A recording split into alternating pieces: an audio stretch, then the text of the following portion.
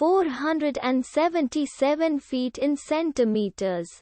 First of all, we need to know the value of 1 foot in centimeters. It's always 1 foot equals 30.48 centimeters.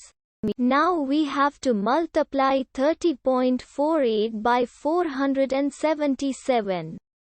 Therefore, 477 feet times 30.48 centimeters equals 14,538.96 centimeters.